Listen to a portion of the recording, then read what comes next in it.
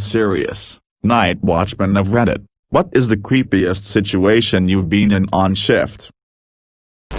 Hey, I've told this story before, but it really seems to resonate with the Reddit crowd, so here we go. I used to work for a relatively small security company. It was privately owned, had about 30 employees altogether. They'd get a contract with a factory and then basically your job was to sit in that factory for 12 hours when no one was working in it. So I'd be working by myself, alone, overnight, in a completely empty factory. In my 2 years of doing that job, I never one time saw a single thing I would call supernatural. However, I did see Dennis. One night my captain calls me on my phone and tells me a new trainee will be coming in about 5 a.m. and to show him the ropes, teach him how to make rounds. You walk around the building, that's basically what making a round is, etc. So it's about 4:45 a.m. and I step outside to the parking lot to have a smoke and wait on the new guy.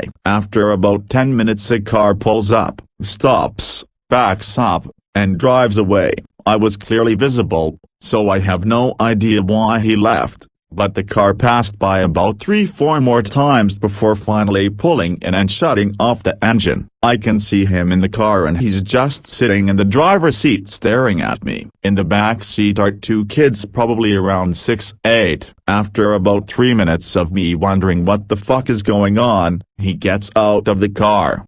Dennis is fucked up looking. He's about 4'10" and fatter than damn near anyone I have ever seen. He has a huge rash covering about 70% of his body with a white crust outlining most of it. He then speaks, had a little trouble finding the place. His voice is high-pitched. I mean really high-pitched. I'm talking Judge Doom in the final scene of Who Framed Roger Rabbit high-pitched. Then he extends his hand to shake mine. Without thinking much, I shake it. There's one finger on it, and the rest of the hand looks like some kind of stumpy flesh mitten. One of the kids gets out of the car, has the same rash, is also very fat, is also missing fingers. He says, "Daddy, can I get a drink?" Dennis turns around and screams in that high-pitched voice, "Get back in the damn car and don't you get out again." I'm in fucking shock, so I take the guy around the factory, show him the perimeter, tell him where emergency stuff is. About a minute into our walk I notice this guy smells like hell. I mean he literally reeks of ball sweat and fresh diarrhea. The whole time he's asking me strange questions, like do you have a crush on anyone that works here, or can I hunt on this property? He finally leaves after standing in the office trying to make small talk with me for about 15 minutes after the tour. On his way out he said, "We're gonna be good friends, even if you don't think so now." I went home about 2 hours later and stood in the shower for a good solid hour washing myself, trying to get the image of that guy out of my head. Called my captain and asked him to reassign me someplace else. Never had to see him again. That's been more than 10 years and it still bothers me. Dr. Deformed man with stumpy flesh mitten and an extremely high-pitched voice and his deformed children come to pay me a visit in an abandoned factory at 5 a.m. I have a mild one. Last year one worked as night shift security at this place called the Desert Museum, which is essentially a zoo and botanical garden that showcases the different life found in the Sonoran Desert. It's a phenomenal place. BTW, highly recommend a visit if you find yourself in Tucson.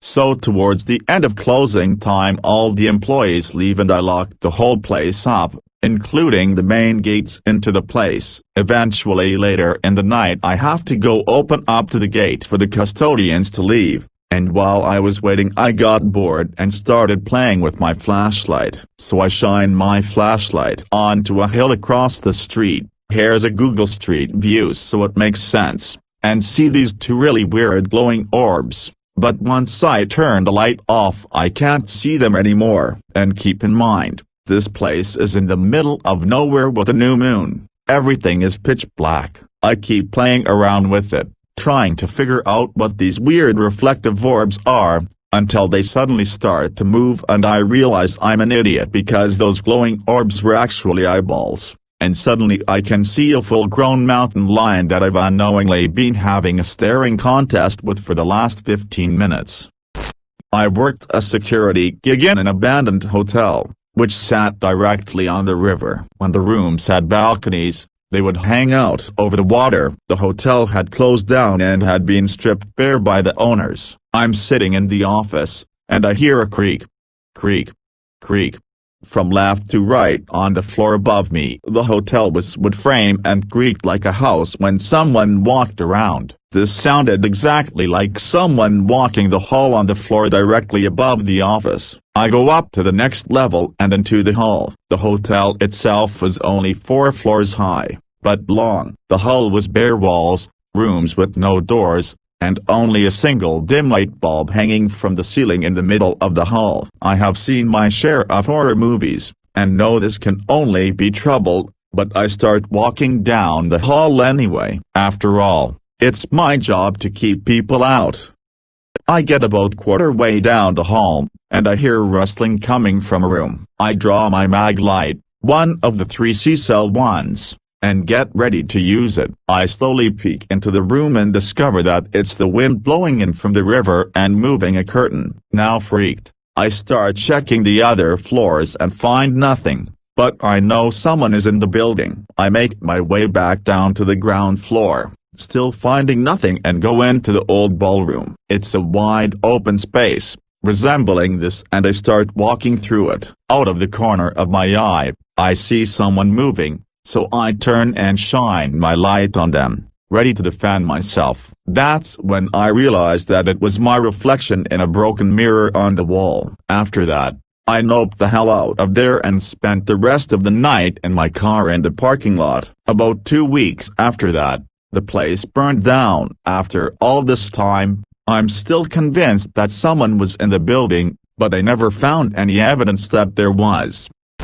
I worked in an abandoned hospital for a while, and it was full of WTF it seemed every damn night. Everything had logical explanations, but working in there alone at night was a trip. First, the doors in the stairwells had gas piston hinges that wouldn't really close the door and slowly leak out. You get the other end of the hallway and the stairwell door would slam loudly as if someone slammed the door closed. Took me a week to figure out the pattern of which doors did it. The elevators were somehow rigged together so you would go from one floor to the next, and when the door opened, the elevator across the hall or next to you would be closing like you just missed someone getting in. This shit was totally random. I once turned on the PA system with the radio next to it so I could have music throughout the building. I thought I was clever till it turned itself off when I was in another part of the building. It had an auto timeout switch. I once walked to the emergency room and there was this bloody dude holding his arm just outside the door staring at me. I froze and we just stared at each other for what seemed like an eternity plus a few hours. Then he tells me to let him in because he broke his arm. I tell him this is an abandoned hospital and he just walks out into the darkness without saying another word. Once was doing floors at night at this pipeline fittings company in the middle of the boonies and looked up and there was this hills have eyes looking dude on crutches banging on the door. Tells me to open the door and he needs a ride because his van had broken down. The guy had his right leg all bandaged up so was pretty sure he was lying. Told him no thank you and he just laughed and hobbled into the night. That job was bad for my nerves. Edit. I was working security, maintenance, so I had to do rounds, replace lights, empty ice makers, etc. There was a new big hospital built in town and this one was the old one that only had a home health unit functioning in one wing during the day. I used to work at City Hall a few years ago as a security guard. There were abandoned jail cells in the basement that haven't been used in years. Part of my duties was to patrol them for any squatters. It was probably my second time patrolling alone and things started to get really fucking weird. I went down to the old prison, holding cells, and it's a long narrow hallway about 6 meters wide and 100 meters long with cells on both sides. The hallway was lit with light bulbs hanging from the ceiling. I was walking past the 4th column of cells when the lights went out. I turned my flashlight on and walked back towards the light switch. Right when I was about to turn them back on, the lights flickered on again. I thought to myself, this is fucked, I'm getting out of here. I started walking fast past the cells while quickly checking them. I was about halfway when the lights went off again. I heard 2 cells slam. I fucking ran with my flashlight on straight toward the other end of the hallway. I reached the end and ran up to my workstation. I then called my supervisor and asked him if there were any electrical issues that had been reported. He said no. I had 2 hours left on my shifter and couldn't leave. I was at my workstation paranoid as fuck and shitting my pants.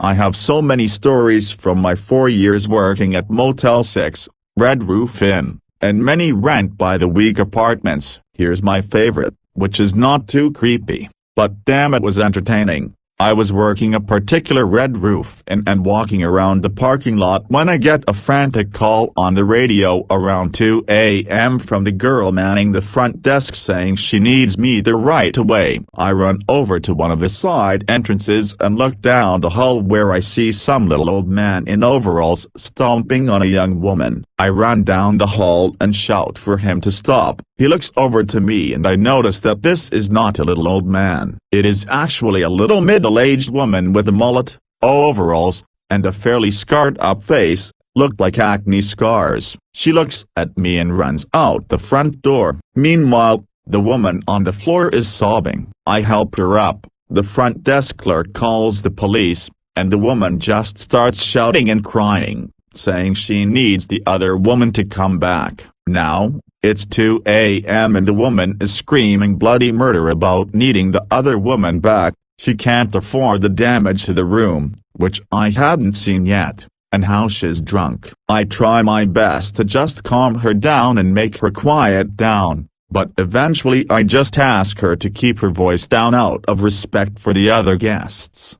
She loses her shit. She starts screaming that she is my elder and I must respect my elders and treat her with dignity and respect. She is no older than 25, me being about 20 at this time. The cops arrive and ask if she wants to file a police report, which she doesn't. But she does want to scream at me for as long as she can and as loud as she can. When the police ask her to quiet down, she turns on them as well, shouting that she is an old woman. Both officers are clearly older than her, and she could be our mother. No, in fact, she is our mother. She continues to rant and rave that she is all of our mother and we must show her respect because being a mother is hard. Now for a while, the cops are just arguing with her, stating that she is clearly not our mother, she has to quiet down, what are you on, etc. This goes on for about 15 minutes when one of the cops,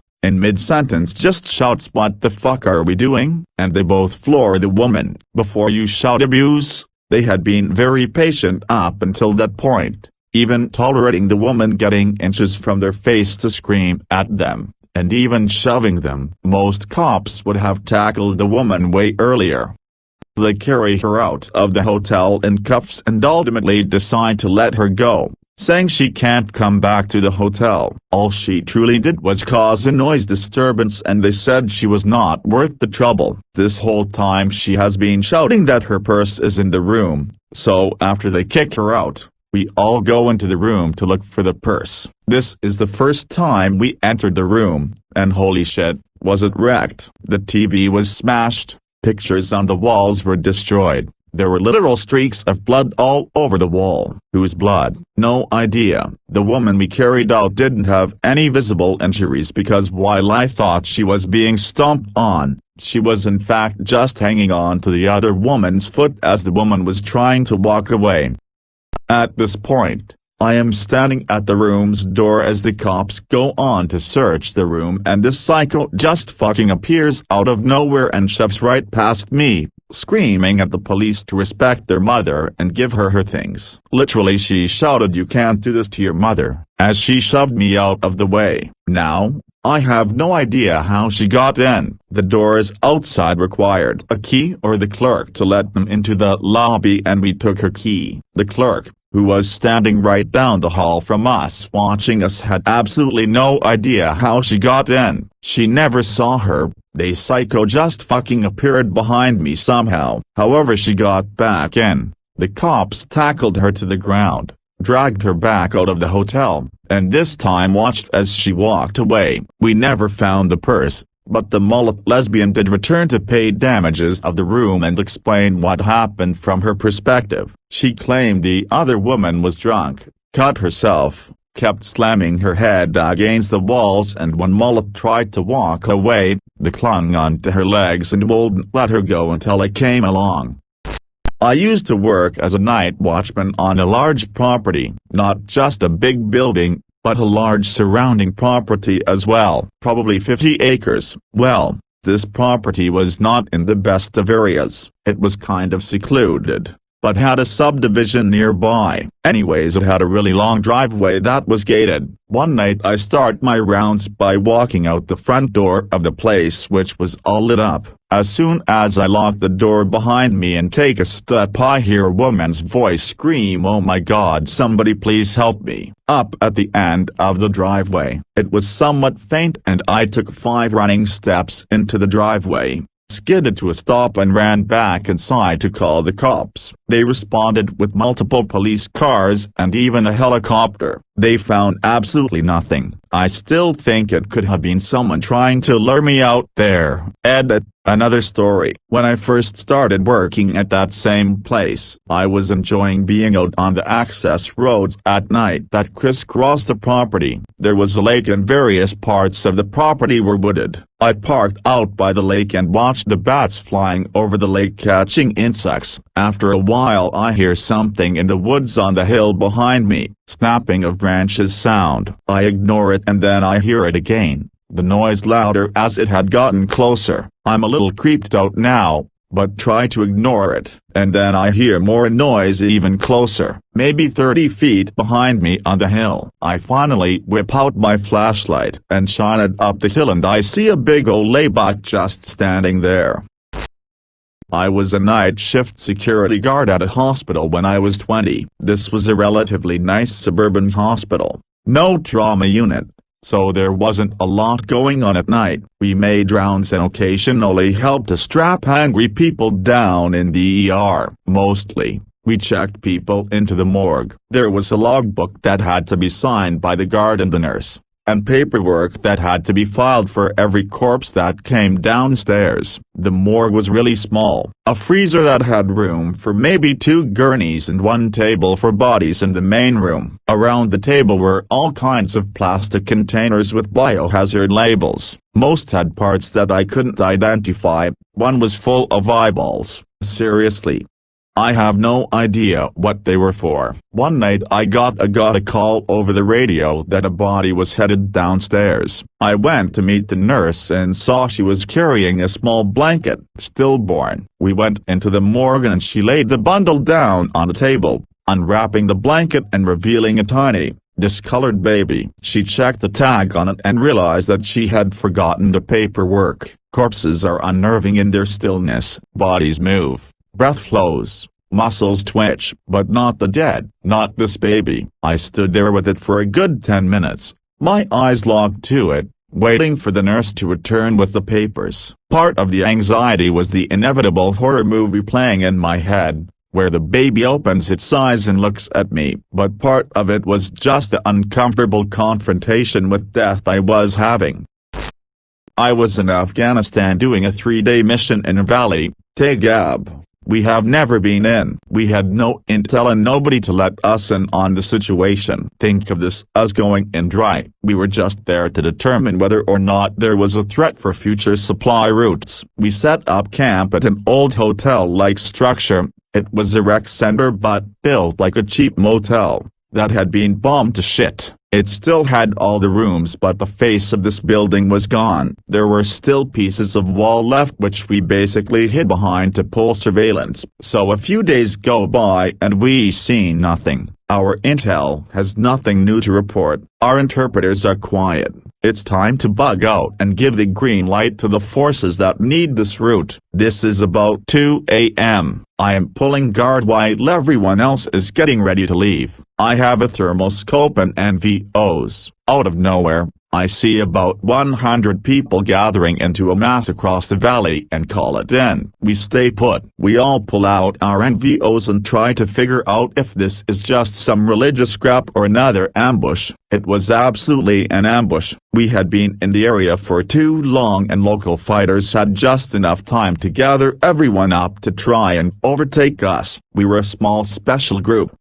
We realized we were outnumbered and immediately called in air support. The French owned the battle space at the time and they had Tiger hunters there within minutes. Next thing I remember was watching hundreds of men with guns on night vision, hearing the sounds of approaching attack helicopters and running at us full force. We are so outnumbered that fighting to the death was the only way out. The Hillas came out of the darkness and literally obliterated everything. Holy fucking shit. The sound, the smell, the sight, unfucking real. Body parts flying everywhere. When looking at this shit through thermal optics or NVGs it looks like rain. So much blood. Imagine your impending doom being suddenly wiped out by attack helicopters in a valley on the other side of the planet. Real. Scariest night of my life. Fob Morales Fraser. Cape Isa Province, Afghanistan. OF10. Mutant Night Monkey. In college, I worked as a police cadet. We didn't have a ton of functions, but handled things like crowd control at campus events, student police outreach, etc. Our biggest duty involved providing night escorts to students and faculty who didn't feel safe. As per everything in college, this started to become abused as a lazy man's taxi. We didn't mind so much, but the PD wanted to discourage non-safety-related use, and started having us do walking escorts. We would show up on foot, and walk the person wherever they were going. We weren't armed, and only had a radio, so not really sure we would have prevented an assault anyway, but whatever. This particular school also had a primate research division that was separate from the rest of the campus. It was down a long, unlit road through the woods. During the day, no sweat. At night, not good. Of course, there were rumors at the school about genetic monkey stuff, and that a bunch of the monkeys somehow were able to hang themselves, etc. That said, even as a bio major, and working night security, I never met anyone who actually worked there. Anyway, I'm on the clock one night and get the call to go do an escort at the monkey building. I wasn't that creeped out by the place. It was just a haul to get out there. So, out I go, past the first set of gates, and down the road through the woods. On the way, it dawns on me for the first time that it's the middle of the goddamn night. Why is someone on monkey duty? If it's like the monkey caretaker, wouldn't that be an overnight thing? All of it starts to seem really strange. And of course pointing my flashlight into the woods doesn't help. It just makes the whole thing seem like a monkey-based Blair Witch. Finally, unmolested, I made it to the final perimeter fence around the monkey lab. I radio in that time on scene and trying to make contact with the escort appointment. I buzz the intercom, and a woman says she'll be right out. The building she's coming from is probably 400 yards back behind the chain link, which, by the way, is like 25 feet high but not topped by razor wire or anything. Like somehow nobody would be able to scale this thing, so why even bother? Anyway, I see this woman step out of the building and look my way. I'm standing under a light and wave, and she freezes for a few seconds. Just as I'm starting to wonder what the fuck is up, she starts heading my way. She gets to the other side of the fence and starts asking about my car. Where is it? What do you mean we're walking? You're a student. Why didn't they send a cruiser? All of this without opening the gate. I'm starting to get pissed because it's cold, and it seems like she's just lazy and didn't want to walk back to campus. But she also seemed really nervous, or maybe that was me. Either way, one of us was getting nervous. Finally, punches in her code on the other side of the fence, and it rolls open enough for her to come out, then closes. She mentions that if we're walking, we really should get moving. I radio in that I've made contact, and when I turn around, she's like 100 yards down the road at a fucking clip. Not running, but I had to run to catch up to her. As I caught up to her, something started crashing around in the woods. Not right off the road, but deeper in the woods. She somehow starts walking even faster, and I'm trying to point my bobbing light at the noise. Can't see anything, just more Blair Witch shit, now improved with noises. The crunching followed us, and she looked concerned. I kept pointing the light into the forest, and just as we were about to get to the main road, saw what can only be described as a vaguely monkey-shaped shadow. I was terrified. I used to be a doorman, concierge at a condo in Midtown Manhattan. One night around 2 a.m. I got a call on the desk phone. A man was telling me that someone in my building was posing nude in front of his window with the lights on, and that he was doing all kinds of sexual things to himself. He expressed concern for his daughter. Her bedroom could see everything. I asked him what floor it was on and such, and I also told him that there isn't much I could do about it since people can do what they want in their property, and that I recommended he closed his blinds and such. I then realized that the apartment he described was supposed to be vacant. I then started get pretty damn nervous. I was 19 at the time and I thought of all the horrible possible scenarios that could happen. I thought some stranger snuck into the building and started squatting in an empty condo. I grabbed my pocket knife, and instead of taking the elevator, I took the emergency staircase 3 stories up to the floor of the apartment to avoid alerting anyone of my presence. I finally get up to the 3rd floor, and I notice the elevator still at the lobby floor where I left it. I then slowly start to approach the supposed vacant apartment door. I slowly turned the doorknob to see if it were open. It was locked, and I slowly inserted the key, trying to make as little noise as possible. I open the door, and see all the lights are off, except for a light coming from the room the man described seeing a naked man in. My heart started pounding. I had to convince myself that I lived in a physical universe, and that it would not be possible for that naked man to know of my presence. I was incredibly quiet.